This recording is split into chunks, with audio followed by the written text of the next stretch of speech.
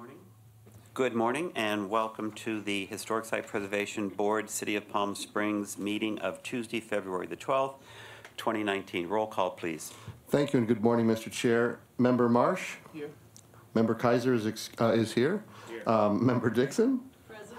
Member Lavoie? Here. Member Hayes is excused. Vice Chair Burkett? Here. Chair Johns? Here. You have a quorum. All right, thank you. And can the report on the posting of the agenda, please? The agenda for this meeting was posted in public review at the City Hall Bulletin Board on the west side of Council Chambers and in the Planning Department counter on Thursday, February 7th in accordance with applicable law. All right, thank you very much. Board, if you've had a chance to look at the agenda, I'll accept a motion to accept the agenda as posted. Move to approve. Second. You have that, Ken? Mm-hmm. Any discussion on the agenda? All in favor? Aye. All right, thank you very much. Thank you. Ladies and gentlemen of the audience, this time has been set aside for public comment. Members of the public may address the Historic Site Preservation Board on agenda items and items of general interest within the subject matter jurisdiction of the board. Although the Historic Site Preservation Board values your comments pursuant to the Brown Act, it generally cannot take any action on items not listed on the posted agenda. There will be 3 minutes assigned for each speaker. Testimony for public hearings will be taken at the time of the hearing. And we do not have a public hearing today, so this is the only opportunity for members of the audience to address the board. So we will open the public comment, and any members that would like to address the board, please come forward. All right, seeing none, we will close the public hearing. Our first item on the our first item on the agenda is the consent calendar, and this is the approval of the minutes. Let's do the December 11th, 2018 minutes first. Board. Move to accept the minutes. Second. Any discussion on the? Just one correction. Vincent, please. On page 2, the middle of the page, under the Casa Deer, I wonder if the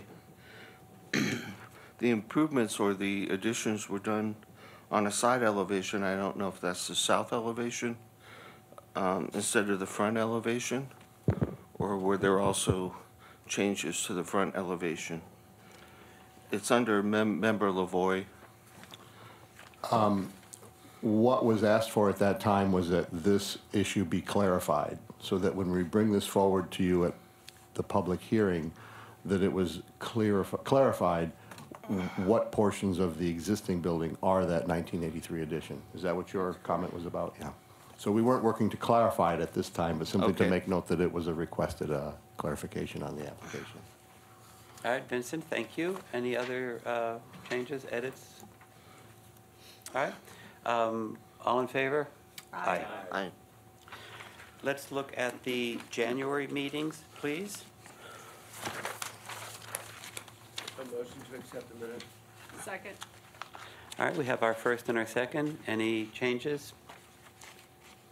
Edits, No additions? changes. No?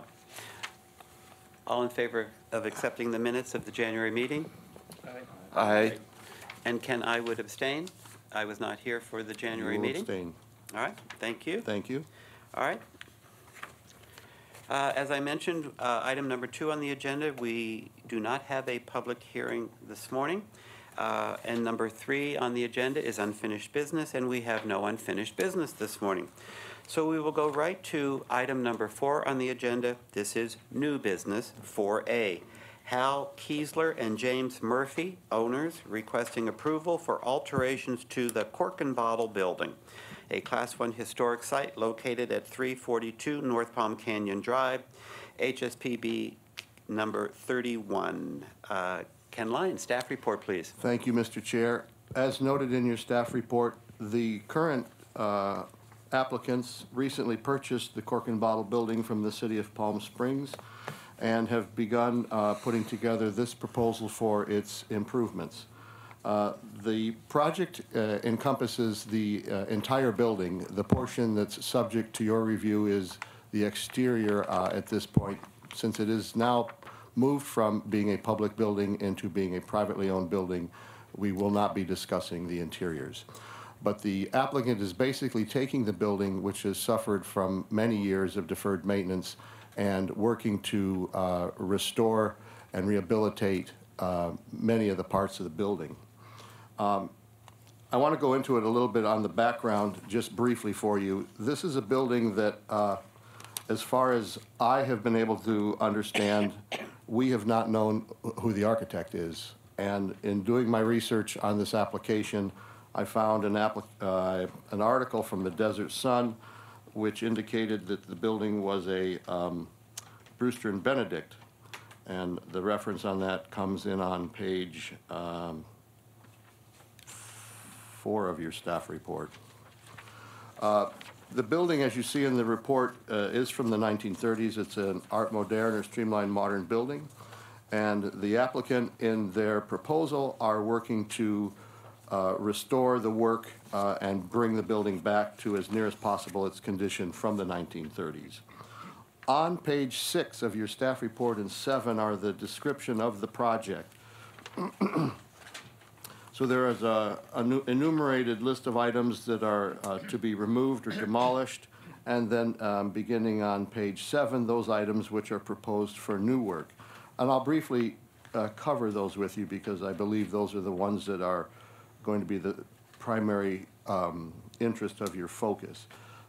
They're reconstructing the pilasters on either side of the front door below the, what I call the eyebrow. So if you look on the original photos, you'll see that there were 2 heavy pilasters on either side of the door that we believe in the 50s were eliminated. And the current condition there, as you see in your packet, is of almost a continuous storefront.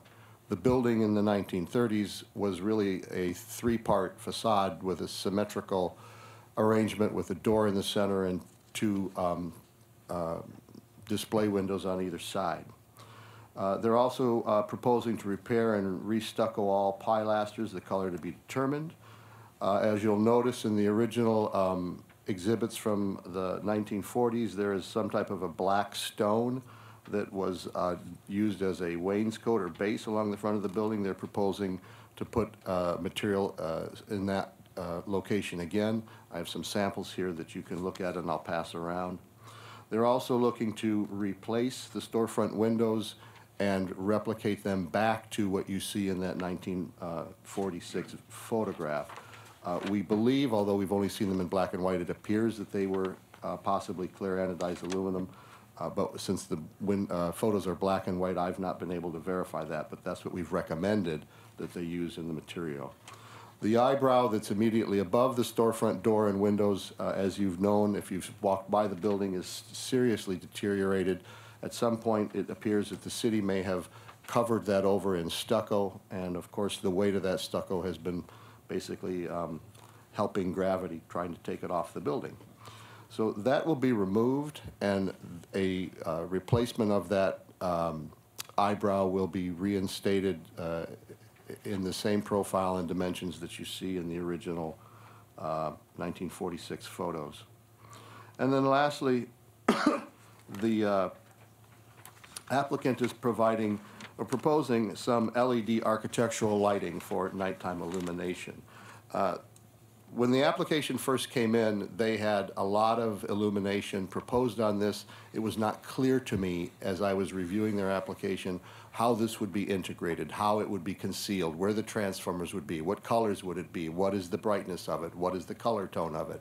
So in talking with them through their application, we suggested that we pull it back and simply identify that there is some type of simple architectural lighting, and that it's my recommendation, I think I put this in the opening part, that perhaps we want to do a subcommittee of the HSPB if they do choose to go further with some type of deliberate architectural lighting on the building.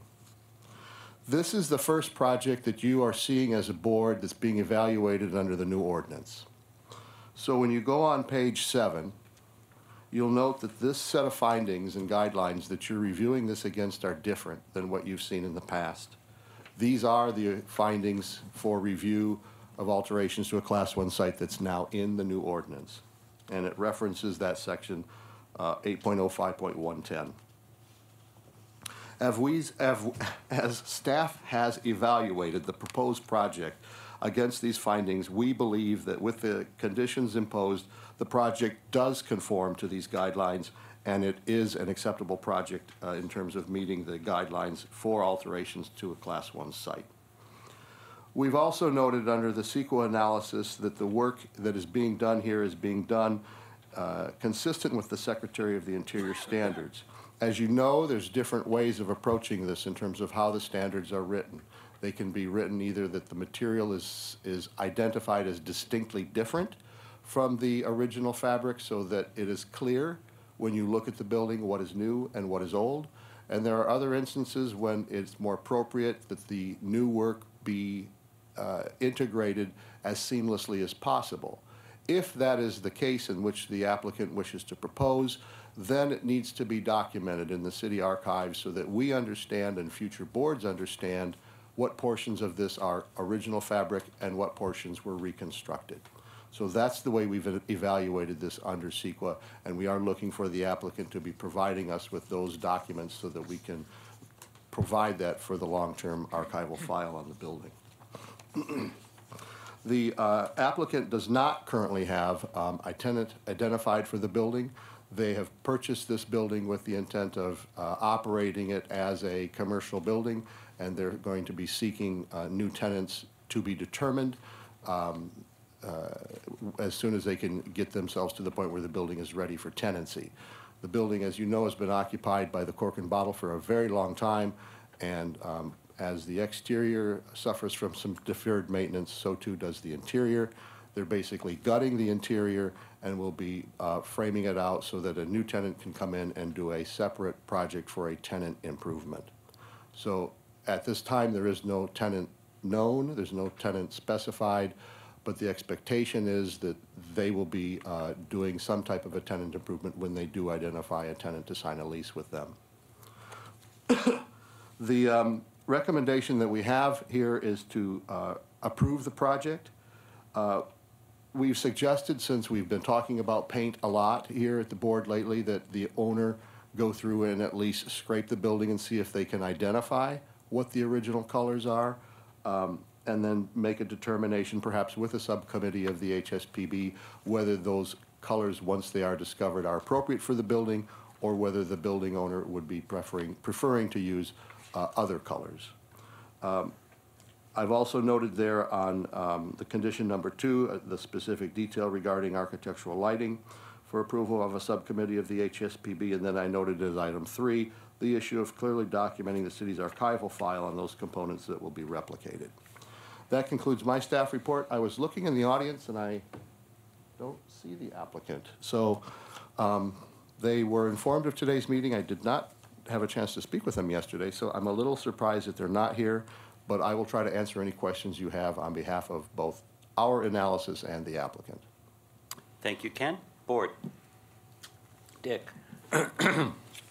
Ken, excellent report, and it's a delight to see that we're having before us the first project after the new demo ordinance. I have just a couple of comments. One is in reference to that black strip below like the wainscoting. I received just an interesting note from Steve Keelan that I thought I should share. He made reference that he feels that the wainscot might have been the black Vitrolite pigmented glass. What is the term? I'm sorry, I missed the Vitrolite? Yeah. Okay. Mm-hmm. And that was typical of the Streamline Moderne and not stone or porcelain enamel. So I thought that was an interesting comment as we go through the process to consider. And if I may, Mr. Burkett, the question may be if it was Vitrolite. I don't know if Vitrolite is a project or is a material that's still available in the market today. So if it's not, it may be a question of what can we find that's a material that's similar that gives the same appearance. That would replicate that, right? Yeah, yeah. Okay, thank you. Dick, that's it for now. Anyone else? Linda? Is this a part of the project? Yes, the Cork and Bottle property involves 342 North Palm Canyon, which is the main facade, and 344, which is that small annex. The small annex, if you go into one of the other documents on your, in your packet, is essentially a very nondescript set of doors with a side light. And in your packet, you will also see a photograph that we believe was from the mid-50s, in which you can see how that annex was actually painted a different color and had a separate, different awning over it. When the applicant first brought this project into the city, their proposal was to take the streamline detailing, the horizontal strips that you see both above the windows and in those small decorative strips that lie on the two side pilasters, and carry them over. And it was my recommendation to them that they not do that, because we have no evidence that that detailing was on that annex. And also, part of the building's characteristics in the form of a streamlined modern building from this period is its symmetry of the facade. And by trying to bring that over and make it a part of the main facade, we felt that it was reducing the historic integrity of the building and weakening the visual strength of it. So at this time, what they're proposing to do is simply to clean it, scrape it, repair the stucco. The storefront, it will be replaced if it's worn, but essentially that's the extent of what the work would be that's being done on that annex building. Also, I'm sorry, go ahead. Oh, my question is, was it solid or did it have glass doors originally? To the best of my knowledge, it had glass doors. When you look at the picture that's in your packet, you'll see on, see if I can tell you a page number. The first large page. Yeah, if you look on page 5, you'll see what appears to be the condition of the building in the mid-50s. Okay, so are they going to be replacing that solid wall with doors? It's not a solid wall right now. It is a set of storefront doors. When you look at the very front of their packet, this is its current existing condition. So there is a set of doors here. Okay. Their exhibit here in terms of their future work is blank because they really weren't proposing significant modifications to that part. That's what was confusing to me. Yeah. I thought maybe they were just going to put solid, that they were proposing making it solid. No, I think it's just going to be basically the same storefront, but replaced it. It's because it's basically worn out. And then my other question is, do we have any information about Brewster and Benedict? Have they done any other buildings in town? Yes, they've done quite a few, actually. If you remember, there was a project that came before you last year requesting a full demo of a building that was identified as a Brewster and Benedict. Also, Casa Adair, if you've read your Historic Resources report on that one, is also a Brewster and Benedict. I didn't realize that. So, I well, we read the didn't know report, this. but didn't This re- came up as a complete wonderful surprise when we were doing the background research on this, because we didn't know that it was a Brewster and Benedict. Okay, thank you. That's all I have. Anyone? Questions still? Ken, is the annex a Class 1? It's on the same site. So when you look at a site is identified by the designation. I don't have information on when the annex was built. I did ask the building department to pull the permits on it. I've not found a permit for that building. But by what I can see from the photo from the 50s, it certainly was not built as an integral part of the original building. So I don't know at this time when the annex was built. Okay. The clock. What significance does the clock have on the building? The current applicant is proposing to repair the clock and reinstall the clock. Again, as we did our research on this, finding out when was Reed's Radio Shop signage taken down and when did the clock appear, we've not found that. It does appear that probably when the Cork and Bottle took the building over around 1950, the Reed's Radio Shop sign probably came down. There may have been electric there, and maybe at some point through the 50s or 60s, the clock was installed, but I've not found a date when the clock was put up. When the But they property, are, I'm sorry, they are proposing to reinstall the clock, though. okay, so when the property was designated as a historic site, was the clock in place at the time? Yes. So then one would assume then that the clock does fall under the Class 1 designation of the building?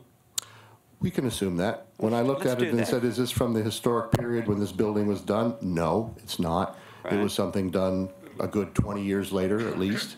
This building was built in 35, 36. Cork and Bottle moved in around 1950.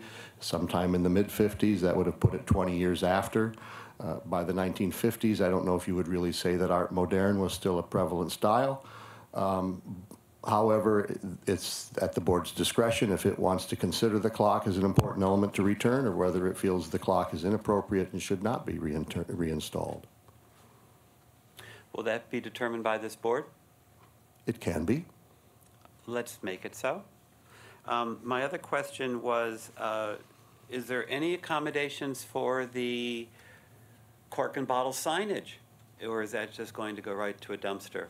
Is there any? To the best of my knowledge, it's gone already. I don't know, if you look at the current photo, again, which is on their opening picture here, it appears to have been taken off. I've not had a chance to drive by the building lately, and I don't know if the signage has been removed from it or not. Okay. All right. Those are my questions. Any other questions of staff? Linda? I just have a follow-up to your signage. Is your mic on though, Linda? Nope. There you it go. is. A follow-up to your signage question. Can we ask them where the signage is and Of what course. they intend to do with it? And, you know, maybe there's some way the city could utilize it if they're just planning on dumping it? Certainly, we can ask them if it's, I don't know whether, if it is gone, I don't know if the city removed it. I don't know if the previous tenant removed it. I understand. But we can certainly find out if it still Okay. exists, absolutely. Thank you. Dick? Oh, I thought, was that it? Okay. All right, any other questions of staff? All right, comments? Oh, Vincent? On page 2, looking at the 1946 photograph, which reflects more of the streamlined, modern building, since it dates to 1936, is the applicant, or can we talk to the applicant about potentially doing a true restoration back to 46 or earlier, in that there are speed lines, there are elements of the Art Deco style that are not really part of the current proposal. I'm talking about basically at the cornice line of the building, and there are elements that existed that don't look like they're going to be restored.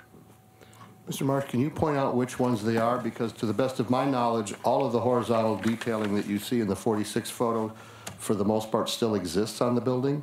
Right. And they are going to keep all that and restore it. And the one that has been sort of most modified, which is the eyebrow over the windows, which has been kind of covered over with cake frosting stucco, will be fully removed and rebuilt in metal. So I don't think that there's any of the Art Moderne detailing that is not going back on. Right. Does that make sense? Yeah. Vincent, you have to look really closely at the elevation. Because Okay. I noted that too. Yeah, it's All right. staying, but you have to, it's a faint shadow line. Okay, then there's a question of, is the clock really, I mean, the clock came later, so I don't know about its repair and restoration and replacement back onto the building. I don't know if that's really, it didn't exist originally. So the question is, what is the period of significance for the building? Are they going back to 1946? Or is there any documentation back to 1936? I've not found any photos in any of the archives and places that I've dug to find an image of this building any earlier than 46. So 46, that photo from 46 is the one that I've been referencing, as that which is as close as possible that we found to the way the building probably appeared when it was built. As it relates to the clock, you know, the clock has developed a certain historic significance of its own, since it's certainly been there for, it appears, well over a half a century. The board can certainly consider the clock as an element that it would like to see or not like to see put back on the building. There's going to be signage that goes on the building that will obviously be contemporary signage. So I think that the debate on whether the clock goes back on or not is really one that could be taken in any direction. It, by its own existence for 50 or 60 years now, has certainly developed a certain degree of historic significance of its own. But it would certainly be identified in the archival records as being an element that was added, you know, sometime in the 50s, not part of the original design. Through the chair, since there's no tenant, we don't really have a sign program for the building, except that it's going to be LED signage. Is the signage something that will be dealt with on a staff level, or will that come back to the board? Typically, signage, when it's a program, comes to the board. Signage, if it's conforming to the city sign ordinance, does not. Ken, you'll recall, hopefully, approximately 5-6 years ago when I joined this board, the clock was removed. The clock was removed for repair, and former board member Roxanne Ploss was really the steward of seeing that clock returned to its position. So I think it does, whether it's original or not, I think the board should decide whether we want that clock to remain or not under this restoration program. But, you know, Ken eloquently just said a few minutes ago, it has developed its own sort of historic quality being there as long as it is. But I think, Ken, it would be up to this board to decide whether the clock is a yes or a no? Sure. Okay. Dick? I'd just like to go back and visit the sign thing again. It seems like this happens, I wouldn't say frequently, but enough to get our attention that things sort of disappear in the middle of the night, if you will. And I don't know if there's anything we can do about that, but to have something as significant as that particular sign was, and then it just, some way, is just no longer around, would this go back to a certain department that has control of it, or it could have been the new owners, I understand. But if there is any way, Ken, for us, and I know that, you know, this may not be possible, but it just is concerning that we could, you know, the city, we could lose things of this significance, and, you know, all of a sudden it's like, well, it's gone. So if there's anything at all we can do, I'd be very open to any of the other board members or yourself, other than my just sitting here crying about it. Well, my mom used to say that nothing is ever lost, but we'll do some digging and see if we can find out about it. All right. Mr. Chair, Please. question of staff. So signage is not part of the ordinance? I mean, so if someone comes to you with a project like this, they can go ahead and take down the sign before getting approval to do any kind of construction work? Again, I don't know who took the old sign down, whether the city took it down when the building was sold. I don't know if it came down when the tenant vacated. I don't know if the new owners took it down. I simply don't know what happened to the sign, but I'll do some. Let me jump in. Okay. You do have the ability to designate signage as being one of the, Yeah. one of the elements, and you can do that. One of the things I'll comment about this signage, if you look at the signage, it's plastic plexi-face signage on a racetrack. I don't know that I would cry about that. It's probably from the 70s or 80s at the earliest. And so again, I don't know that that's something that you want to do. But again, you can do signage as part of the defining characteristics of the structure. And I guess that's good to know. However, my point is, if something like signage comes up in the future, can someone just take it down and get rid of it? I mean, even the city, does the city have the authority over the board to just go and remove signage? If it's identified as a defining characteristic, no, it needs to come before the HSPB through a standard process.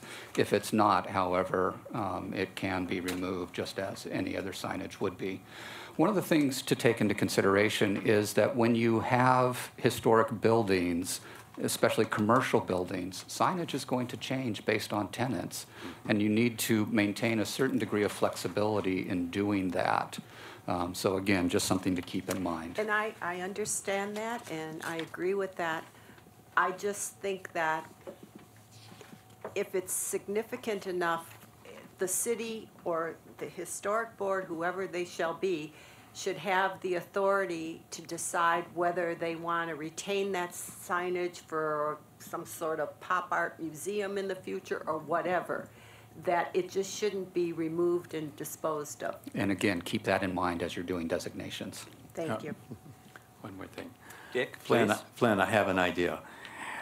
If that was able to be retrieved, it'd be great to have an auction for it, and then that auction money would go for the annual event in the future.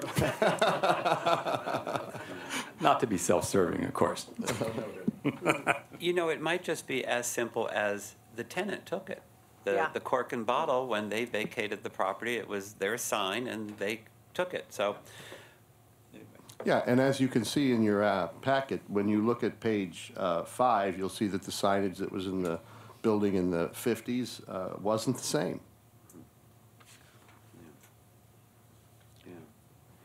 I would like to see, moving forward, if we would reference the picture from 46 where it says radio shop, that whatever the signage would be later, that it mimic that style.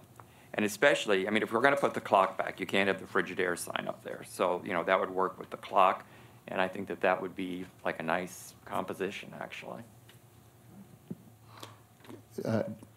Do you mean that the future signage that a tenant might have would? Yeah, yes. You don't have, there's no signage in this proposal. Right, because But there's no tenant yet. going forward, if we could, whoever the tenant would be, reference the way that the signage looked in 1946 where it says radio shop, and use that as a guideline for how the new signage would be, style-wise. I think the word is emulate. thank you, Bill. Thank you. The signage on the cork and bottle, or on the radio shop, is very similar to the Oasis building, where it's the raised letters above the, yeah, so I mean, it does feel like it's a period thing. So this board will have an opportunity if the sign program comes before the board. So any other questions? Because we're still in the questioning period here. Okay. Comments? Mr. Lavoie. Chair Jones. This is an excellent report, very well thought out. Once I read it, I did email Roxanne, and she would be here, but she's incapacitated at the moment, so I'm sure she's watching us, and we'll all get a call in about as soon as 5 minutes of returning home. I had heard so much about this building when I first got on this board that I'm happy to see that it's finally coming to us, and coming to us in such an enlightened way that it is a restoration of its prime period of significance, which, at least in my experience, this building does include the cork and bottle tendency, since that's what we call this building. All good points. I think the restoration effort is well envisioned and well documented by staff. The only hole that I do see is the signage, and that I would condition a motion of approval or acceptance that the sign program does come back to us, and encourage the owners to, the new tenant or owner, to emulate the original signage from the past photograph, and also to use the lighting in a way that would have been used back then, which would have probably been neon. The LEDs can be used as strip lighting, but to emulate neon, to emulate the lighting of the period rather than something more contemporary. And would include Board Member Burkett's comment about the material for the baseboard, again emulating the period material. Other comments? Is that a motion? If everyone else is done. Yeah. All right. I would second the motion with the addition of the clock being placed. That's Replaced. acceptable. Yes. I would like to make one additional comment. I think that it's important that the addition where the smoke shop is now be painted a different color. We don't know what colors they are, but it shouldn't all be the same color, because it will make the center part much more distinctive. Like if you look in the 50s picture with it pink, which is sort of odd with it, but I don't care, it makes the Deco building stand out much more. So I think that that's something that we should also reference. That's a good point. The maker of the motion? Yes. And the second? Yes. Okay. We have a first and a second, so we are still in discussion on the motion. Anything else we'd like to add? Ken? Would the board like to set up a subcommittee of perhaps 2 members that would accompany me when some of these details come in that they can review and provide input on? Yeah, I'd do that. Okay, so yes, there's agreement on that. That Bill and Dick? All right, excellent. So we have a first and we have a second, and we have several conditions of approval. The emulation of the signage, the emulation of the material, the vitrolite, I believe that's the correct term, the maintenance of the clock, and that the annex building be a different color of the approved color on the cork and bottle building, that it shall forever be known as, certainly for any of us locals, for a long time to come. Any further discussion? Okay, all in favor of the motion? Aye. Any opposed? All right, passed unanimously. Thank you, Ken. Again, an excellent staff report on this building, and we'll all be watching it closely over the next year or so, probably. All righty, our next item on the agenda is our list of discussions. 5A, the 2019 National Preservation Month Symposium, Burkett, Kaiser, and Marsh. Dick? Okay. At our last subcommittee meeting, we drilled into specific items. First of all, on the opening event, we have a 2-day event we've expanded to now. On April 14th, we agreed the following HSBB accomplishments for this past year, and preservation highlights would be the following. Number 1, demo ordinance revisions. 2, the Cornelia White House is under construction. Class 1 designations, there were 3. And the Town and Country upgrades in process. The Plaza Theater restoration moving forward. And we also added, however, on what I would call a high watch, is the Racket Club. The tours and the events will be on the top of the agenda when we meet right after Modernism Week. I think everybody should have 1-day break, and then I think we should get back to talking about the annual the annual event. And on the 2-day workshops, we have a lead on a very interesting venue. I'm not able to share more of this information, but if this doesn't pan out, we'll be at the Convention Center, which is a very good backup I would say, as a venue. So we're excited about that. So we'll really be drilling in. We're getting, we have a lot of this already set, which I've reviewed with you. So we'll be starting to do dotting the i's and crossing the t's at our next meeting.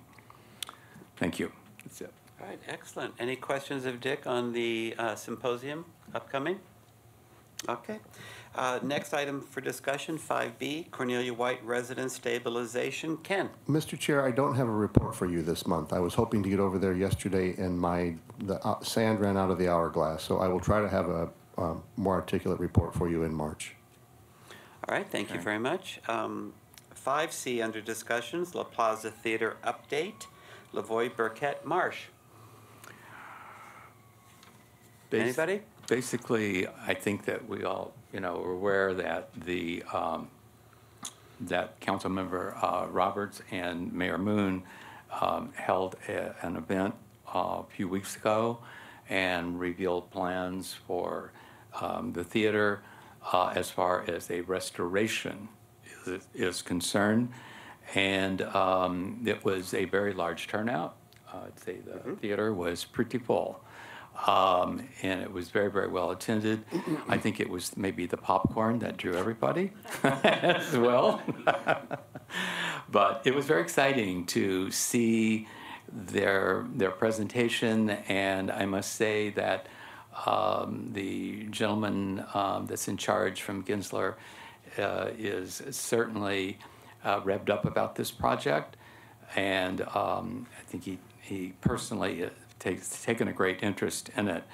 So I think that we're going to be seeing some really strong activity going forward with their fundraising project, which is the next thing that's on the agenda. But JR did, and so did the mayor, stress that we're talking about a restoration, which I think is what's important for this board to know.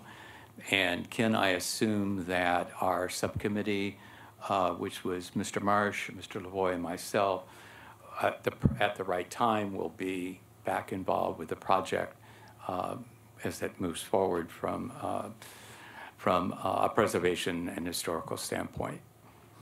Yes, and of course, the alterations that are proposed will eventually come back to the board as a certificate of approval.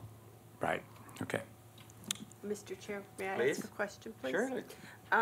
So who is the fundraising committee? Is there a board? What is the arrangement? Yeah. They meaning, again, the two leaders of this are J.R. Roberts and Mayor Moon, and they are organizing a committee to do exactly this. That would be their charge would be in raising money for the restoration. And as we all know, Mr. Roberts has had a lot of experience in fundraising, as he did for the Architectural Design Center and other things. So that committee is, I'm not sure where its status is. Len, you might know. Yeah, I don't know. They haven't disclosed that in any of the city council meetings subsequent to the theater meeting. But I'm sure we'll, if we don't hear something very soon, I think that'd be appropriate. I think you're right for us to inquire about that. But I do feel, I'm pretty confident in that presentation that they're definitely, it's not, the ball's not going to be dropped. And is the building up for sale? No. It's No. no longer up for No, sale? no. It's just Right. perfect? Yeah, this Great. could be a city project, a city-owned Great. building, and they're looking at different venues, and, there's restrictions on, because of the layout of the theater and so forth. But they went into great detail, and particularly of interest, I thought, was the restoration of the sky, the lights that used to be in the sky. So, they really, at this point, have looked into, some major details on the restoration. Flynn, I believe that the HSPB has a subcommittee for the La Plaza Theater. That's correct. We It's do indeed. identified there. So I would like to recommend that subcommittee stay in place and be included in whatever new board, commission, committee that the city establishes for the La Plaza Theater, so that this HSBB would continue to have firsthand knowledge of the project going forward. That Do is you the have intent. who that subcommittee is? Yeah, we do have it here, Mr. Lavoy, Mr. Burkett, Mr. Marsh. Okay. So they will continue Excellent. in All that right, so capacity. gentlemen, you will stay on the job. Anything else on La Plaza? Okay. Let's move to discussion 5D, the Wellwood Murray Library Courtyard Restoration Status, Johns Burkett Dixon. Linda, why don't you take this one? Well, we had a meeting, Another meeting. and we came to some consensus about some of the items that we were concerned about, and they were also concerned about. And one of the movements going forward will be that we will be removing the mature trees and replacing it with one big mature shade tree. Discussion kind of went nowhere when we discussed the gate. It was kind of left hanging, and so I'm not certain where we're going with that, but I believe that, speaking for my fellow committee members, that we strongly feel that the gate should be architecturally designed for the period, not just a gate. And we realize the hot element that they're concerned with, and we feel that there are ways to work around that. We were glad that the spiky plants were going to be removed. We thought that was a wise move. Our other, I don't know if I should say concern, but something we would like to see is, because of the research done on the turtles that were part of that whole environment, we would like to still see some turtles put in that area. We believe that they're significant, and we would like to see that done. Yeah. Am I missing? No, it's excellent. It's an excellent jumping off point. So to let the board know that this meeting was attended by City Council members Middleton and Holstage. City Manager David Reddy attended the meeting. Library board members. It was in this room, and it was quite an extensive meeting. What we learned from the meeting is that as the meeting began, much of what the HSBB had requested, including these concrete turtles as, public art, that they had been eliminated by the library board due to expense.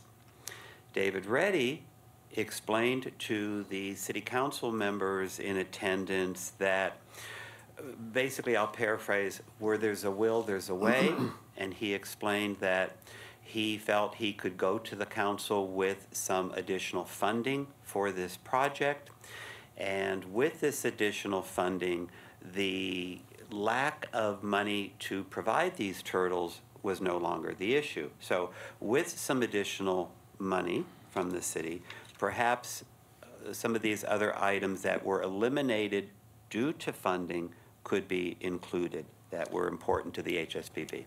And Mr. Chair, my understanding also in reading the minutes, I was not at the meeting, but in reading the minutes of that meeting, there were also some augmented funding that the city was likely going to need to help with to complete the whole project. Yes. Not just regarding the turtles. Yes, no, absolutely, no. Yeah, I'm only mentioning the turtles because in our meetings, in our subcommittee meetings, the three members of the subcommittee did feel that these turtles were historically interesting and that should have been included.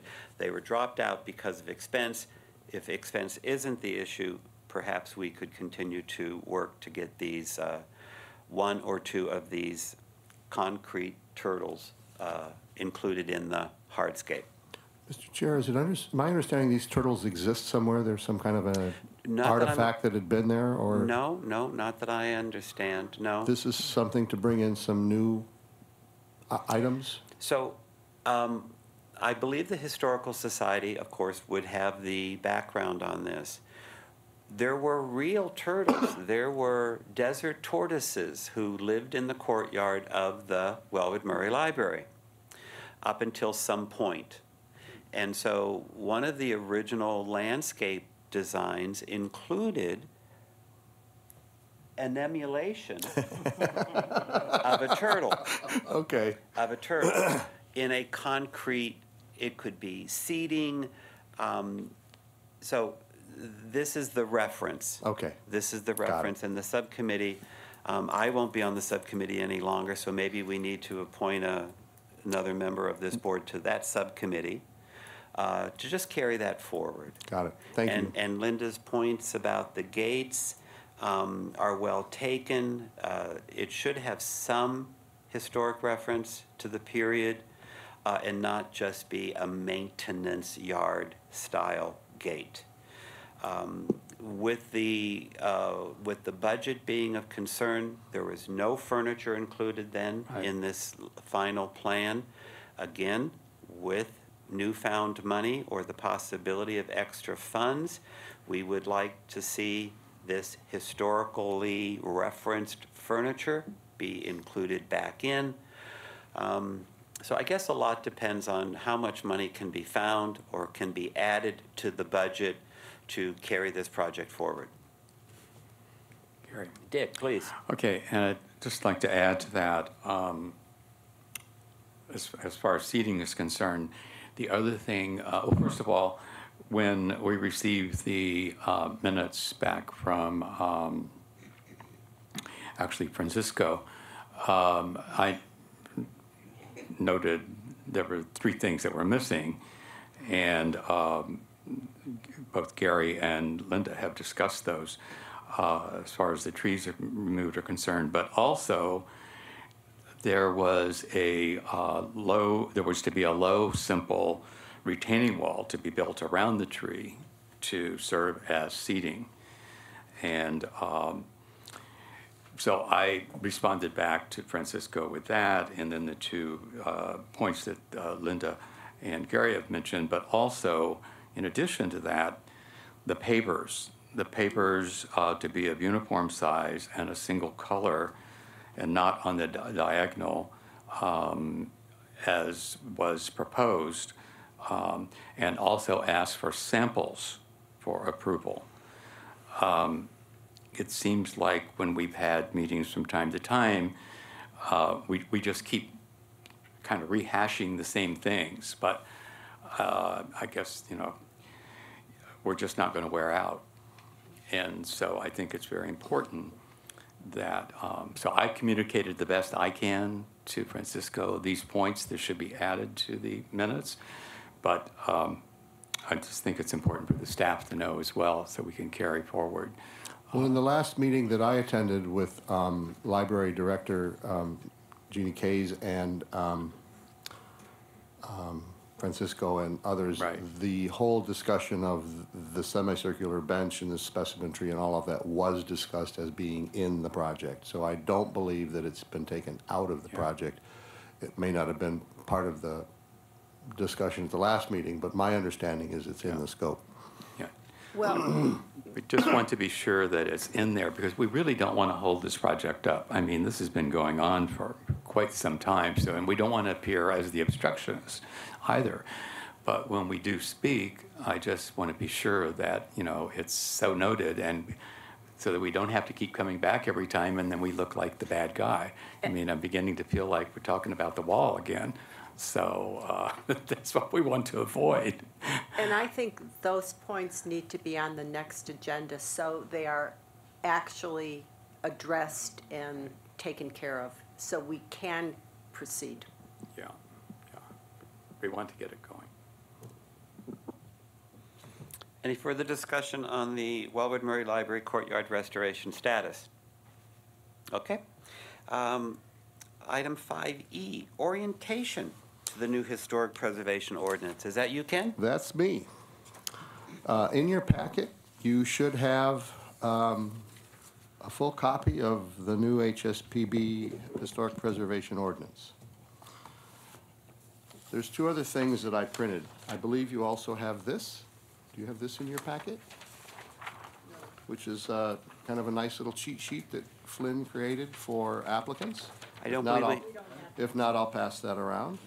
And then I put together just a cover memo here that gives you kind of a table of contents. Let me speak briefly just about this. The procedures and the materials that are submitted for each type of application that deals with each type of historic building is summarized in this little chart that Flynn has created. And down near the bottom in this part, he gives a bit of an explanation of what is the difference between a major and a minor alteration. So I'll pass this around, but then I'll also make sure I'll get a copy of this out to you so that you understand this as a tool for applicants and owners of buildings to help understand how they bring their project in if it's an alteration versus just a minor type of change. So if you want to go briefly first to the to this table of contents, so I give you a brief overview. The ordinance breaks down into basically the establishment and definition of the board, the procedures for designating. Then the part that tends to be much of what the work is that you consider are under rules and regs: demolitions, alterations of class 1 and 2, demolitions and alterations of class 3 and 4, maintenance and repair. Everything that tends to fall is, you see, under Article 4. That's where this, what we've typically called certificates of approval, that type of thing, are falling in. And when you go into those sections of the ordinance, there's a fairly clear description as to what is required, what are the procedures, what are submittal materials, and how does it get processed. So I wasn't really planning on going through exhaustively and walking you through every part of this, but when you saw the case today of the cork and bottle, you're reviewing alterations under the ordinance 8.05.110, alterations to class 1 and class 2 resources. So that's the procedure that you saw carry out here with you. And it's really not different than what the old process was. There's still a certificate of approval. It's going to take me forever to get to the term a certificate of appropriateness, but it's an approval. But yes, the nomenclature's changed, but the notion is the same, that it's coming before you because somebody wants to change something on the outside of a building that's a historic site. And there's guidelines for them to follow, and for us to evaluate the project, and for you to make findings as you consider these proposed changes. So that's the primary thing that I think is a major working part. Of course, we've gone through and you're going to be seeing with the next set of Class 1 nominations that come to you next month, I'm hoping to have the Kirshner Residence Class 1 application ready for your consideration at a public hearing next month. And I may be able to get one more ready for that meeting if I can. And you will begin to see how this new ordinance begins to be evaluated, how these projects get evaluated against the new ordinance and the findings that you guys will make in considering those applications. The last thing that's of interest that are more subordinate but become important for applicants when they come to the counter are in sections 140 and 150 and so on, which are dealing with different types of alterations to buildings, including general maintenance, those things that are exempt from coming to the board, how we deal with photovoltaic and alternative energy systems installed on historic structures, and then, as many of you have asked about, and you've already probably seen most of this, that have worked on this ordinance, in 160, the issues of violations and enforcement. Lastly, there's a new section in our ordinance, which is the very final Article 5, which is that set of working parts in terms of how we address and process applications on tribal lands or the reservation. And there's different types of land ownership on the reservation, as you know.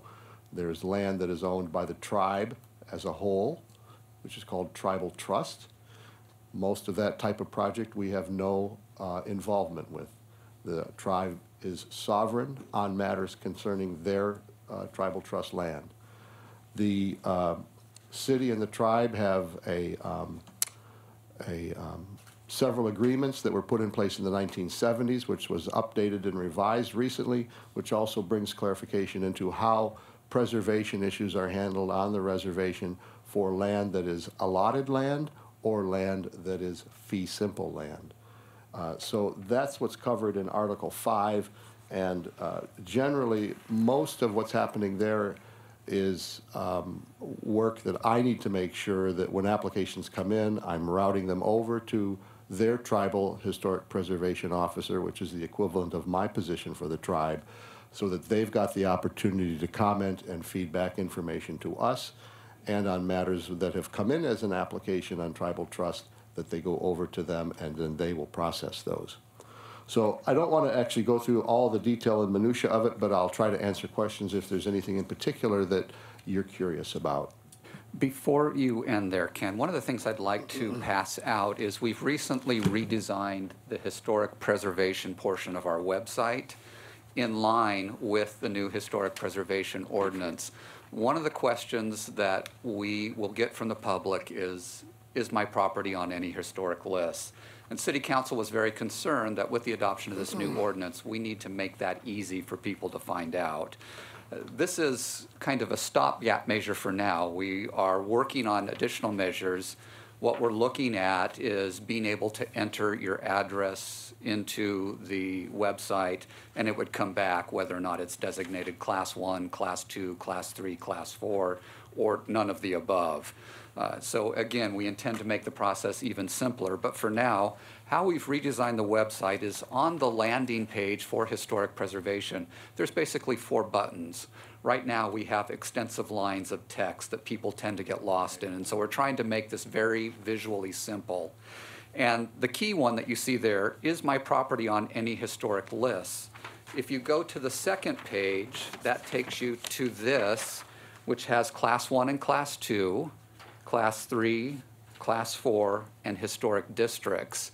And so you can click on any of those links, and then it takes you to an additional page, which gives you the process for any major alterations, minor alterations, or demolition of each of those different types. So you have a specific page that tells you about that. About tribal land. That's a good point. Yeah, I mean, I think. We'll go ahead and add that. Thank you. And then if you go to page 3, for example, when you click on the Class 3 button, it tells you what is the process for demolition and who approves that. What is the process for major alteration, the type of application that you have to file and who approves that. And same thing for a minor alteration. And then again, it defines what those terms are. So again, if you're doing a major alteration to a Class 3 building, you have the application that you need to fill out, and then you also know who's going to be approving that application. So again, trying to make this very simple for people to follow as they go through it. On the very last page, we're also simplifying the page that we have dedicated to you all, the Historic Site Preservation Board. So we will have a link to the agendas, we'll have a link to the meeting schedule. One of the things that City Council has asked us to include is action summaries for each of your meetings. We do that now for the Planning Commission, and they really like having that function, and so we'll be doing that with Historic Site Preservation Board as well. Any subcommittee meetings, for example, when we had the demolition subcommittee, we would post those agendas there, and then the Preservation Month Symposium will have a link there. So again, in trying to roll out the new ordinance, we have also updated our website, trying to make that information easier for people to find and to utilize. Dick?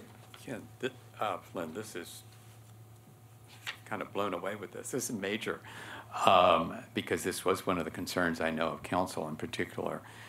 But what a breath of fresh air.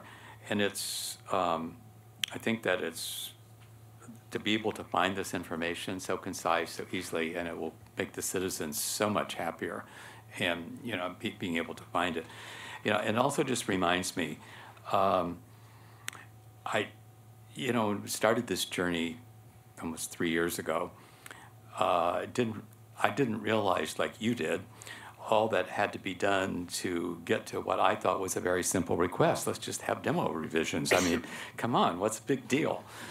But now that when I look back at it and I see all the things that had to happen, you know, to have these agreements with the tribe, and to how it all would really work on your end as an operations, then I'm from an operations background. I should have realized that. But I was too excited about just getting the job done that I couldn't see the details. But when I see all that's gone into this and what the staff has done, and putting up with my constant, you know, waving a flag, this is really amazing. I think this is going to really answer the questions that we're all going to be getting as well. We can direct them to the website. This is going to be really, it's just a great tool. Thank you so much. This is really great. Linda? I'll start out with my first question regarding tribal land. So if I'm reading this correctly, let's take Indian Canyons for an example. We had the one house that was totally demolished except for the fireplace wall. We will have no authority over what goes on there. It'll go strictly to the tribe for approval? That's a question. It depends on if it's allotted land or fee simple land that's on the reservation. Well, all of it, most of Indian Canyons is tribal land. I understand, but it depends on whether it's allotted land, in other words, leased land of an allottee, or whether it's fee simple And land. most of it is leased land. Right, Alati. right, Yeah, allottee. So in those cases, there's a process that we go through that would take the project in, evaluate it, and send it over to them. They would be providing comment that would come back to us, and then I think that under those circumstances, the board acts on those. Okay, so it will go to them and it will come back to this board. Right. Okay, that's great to hear. My second question is regarding violations and enforcement. The $1,000 fine, can you explain how that will be issued and why? Let me go through that, if you don't mind. Because this is kind of confusing to me, where we have $1,000 a day, $1,000, $25,000. So if you could explain that, I would appreciate it. Certainly. The city has multiple actions that we can take. At City Council, this has gone on to be described as belt and suspenders, that you don't need both of them, but we are applying both of them. So first of all, in terms of violations of the ordinance, we have the opportunity of pursuing criminal penalties. The city would do so through our code enforcement arm. And under criminal penalties, we are limited to $1,000. But we also have the ability for imprisonment. City Council struggled with that language, but it's consistent with other places in the municipal code. So we have criminal penalties which we can pursue. Secondly, we have civil action that we can pursue, and that gives us a little bit more in terms of what we can do from the standpoint of fines. Again, this is handled through code enforcement. We have to identify that a violation has occurred and go through that process. But we have the opportunity of assessing $1,000 per day. So for those types of violations which are correctable for the number of days that it remains in an uncorrected state, we can assess violations. And so you had questioned, you know, the amount of the fine before. This can go for however many days that the violation exists. The third thing that we have the ability to do in addition to that is under Section E, and that is where a violation has occurred, we can then withhold permits for a period of up to 3 years. And it was felt that this is really the strongest of the remedies that we have available to us, because where a violation has occurred, sometimes the property owners try to flip the property to an unsuspecting buyer. And what will happen is that we are required to record this with the county, that we can't issue permits for a period of 3 years. And so I think that really is the strongest of the three, if I were asked my opinion. But we have all three approaches that we can take, and we can take all three. It's not one or the other, but rather all three. Does E address the developer? Will the developer be allowed to pull a permit on a different, so it's the developer and the It's property owner? For the parcel of property. So it runs with the land. Okay, so the developer is out of the picture. I mean, he's not taken into consideration. He could be under the civil action or the criminal action. Okay. Yeah. And one other Please. question. How is this going to our code enforcement so they clearly understand what they need to do, that there's changes, that it's stronger, that the city and this board is really adamant about making certain we don't lose valuable properties? How are they going to be trained, and what is their response? The city attorney is the one who is responsible for administering this through the code enforcement arm. So the city attorney will make sure that those violations and the penalties that apply to them are applied in those cases. But I guess my question is the city attorney going to be the one who goes through this Yes. ordinance in Yeah. detail with Correct. code enforcement? Correct.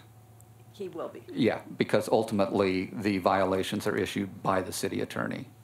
Okay, thank you. Thank you. I have a question. So the ordinance is, this new ordinance is effective today, yesterday? Typically, an ordinance is not effective for 30 days after its adoption. It was adopted on January the 23rd, so typically it would not become effective until February 23rd. Okay. However, the city council has given us direction to go ahead and implement the ordinance. So we've gone and done that. As you'll notice in your staff report today, Ken used the new ordinance, the criteria therein to evaluate this application. Projects that were stalled due to the moratorium may go forward under the new ordinance. So if they're required to come to HSPB, they will come to HSPB. So that's the direction they've given us. So the project that I'm going to mention right now is well underway, so it must have obviously fallen under the old ordinance. But there is an old Spanish house, kids, on the corner of Granvilla Belmonte and Phillips Road. So Phillips Road and Granvilla Belmonte is where the James McNaughton House is and the Abernathy House. So on the south side of Granvilla Belmonte, an old Spanish house has been demolished, with the exception of a few French doors are literally all that stands. And this has been a very rapid demolition.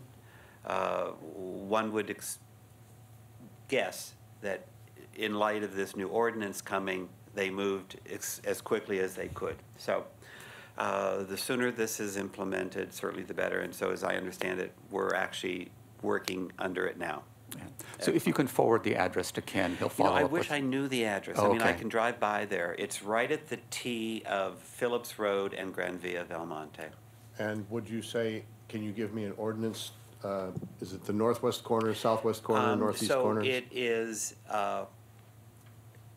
is on the south side of Granvilla Belmonte, immediately across the street from the Abernathy House. So, are you looking up the address? Southeast? I'm looking at Google Earth. Oh, all right. That'd be the southeast corner, I think. Yes, yes, I'm not excellent. mistaken. I think Yeah. Phillips Road lies on the west side of the Abernathy House. Yes. Is that correct? No, Phillips Road is on the east side of the Abernathy. It would be the west side of the James McNaughton. Mr. Johns, we will I follow know. up with you We'll after the meeting. Yeah, no, understood. And I make mean, sure that we have the correct Yeah. property. Of course, you know, after I witnessed this whole thing, and then I thought, oh, I didn't get the address. So, but at any rate, so listen, I'm sure they're working well within the ordinance that they had at the time. Yeah. All right, so Ken, thank you. I mean, and Flynn, this is excellent. And I certainly, for a Luddite like me, a button to push is so much So much more effective. It really is. And if it brings up the information, I think as Dick mentioned, the citizens are going to love this user-friendly aspects of it. That is our orientation on the Yes, Historic sir. Preservation Ordinance. Okay, excellent. Board member comments. Dick? Carrying on with the demolition ordinance, it was very interesting. I have something to share with you.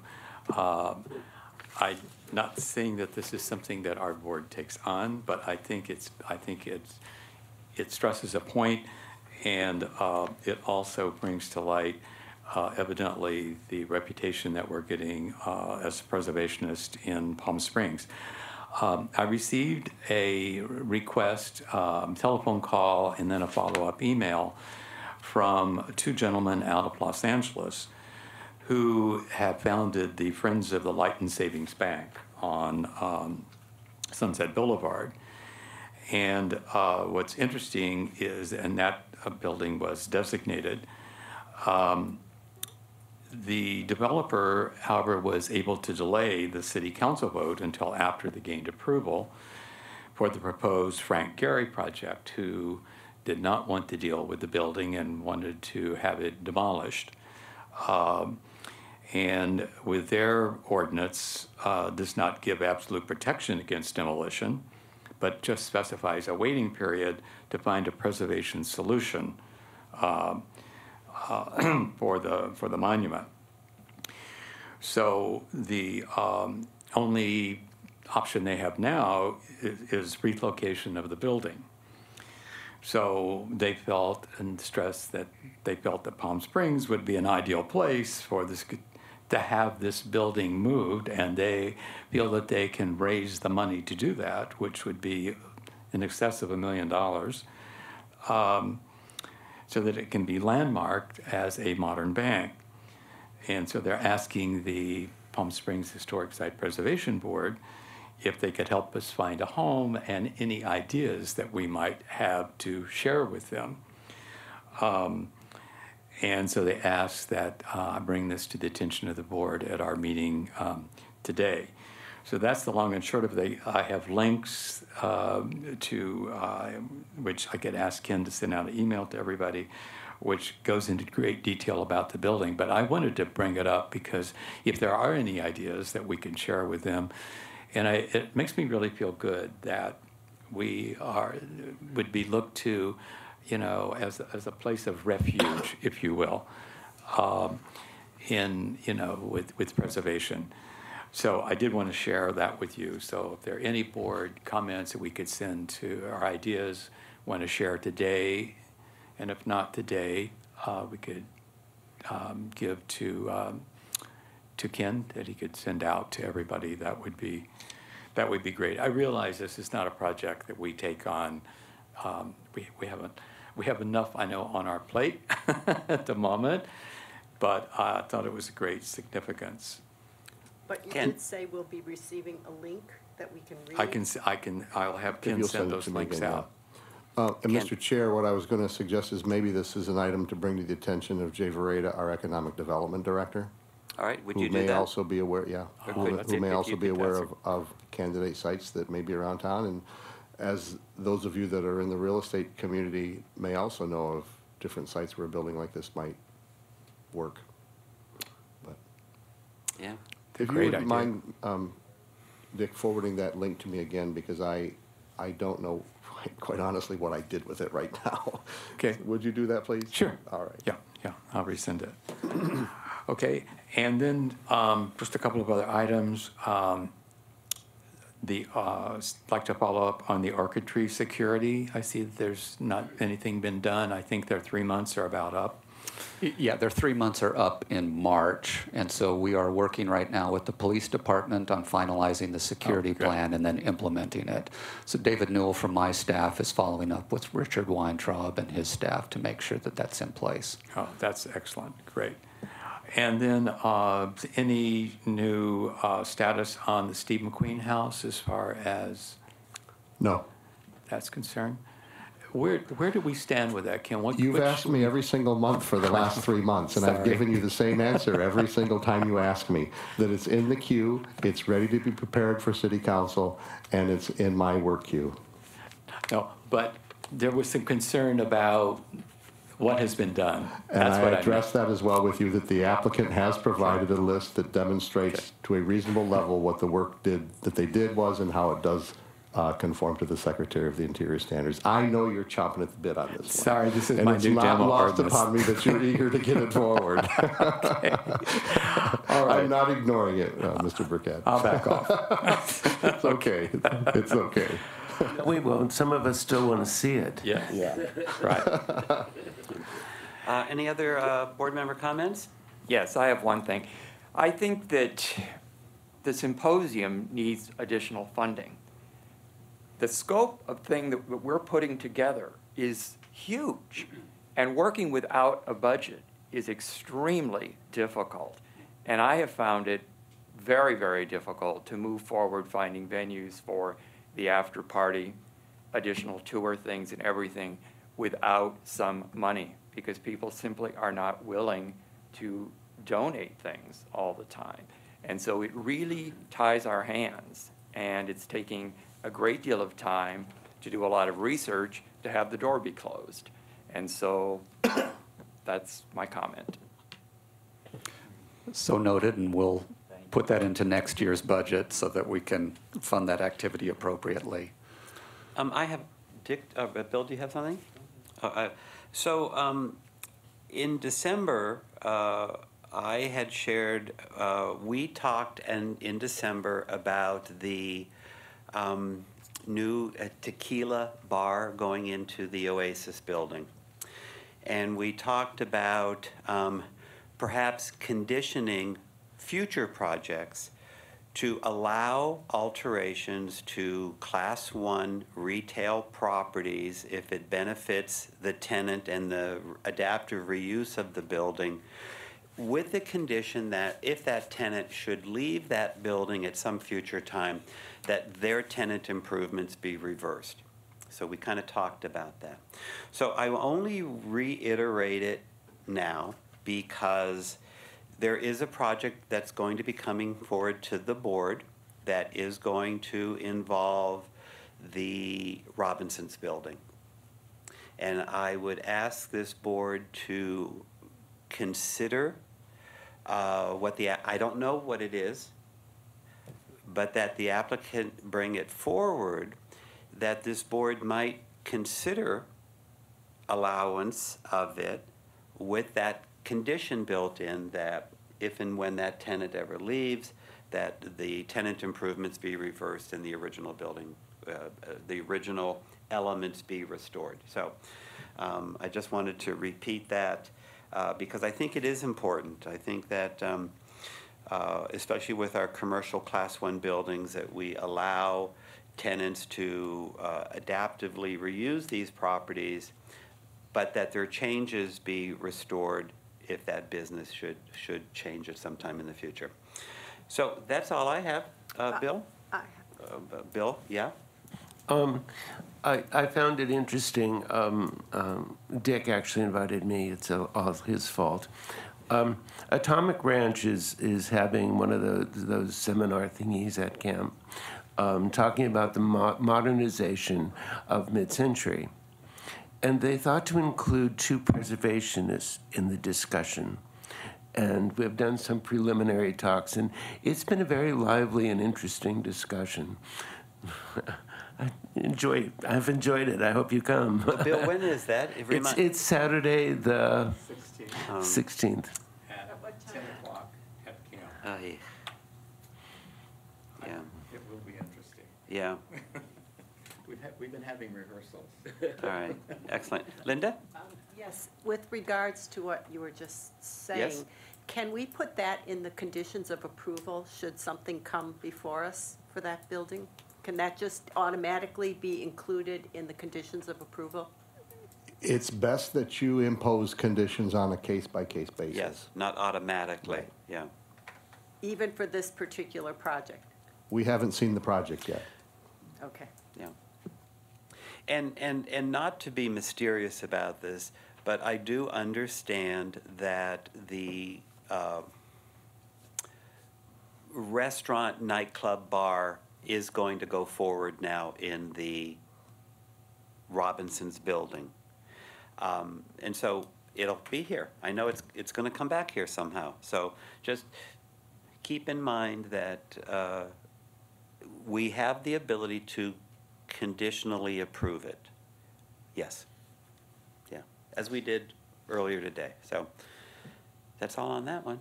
Anybody else? Staff? I only have two things.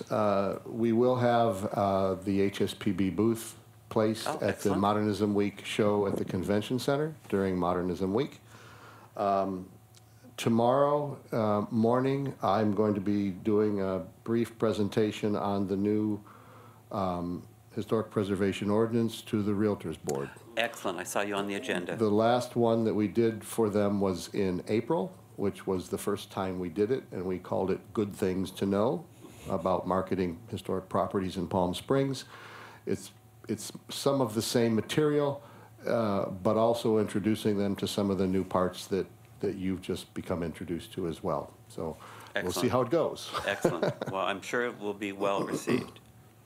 And Mr. Chair, just a couple of things for me. We talked about signage today. Would it be of interest to the board to have a brief presentation on how we did sign preservation in Las Vegas? I could do a quick PowerPoint for you, just talk about some of the aspects of it.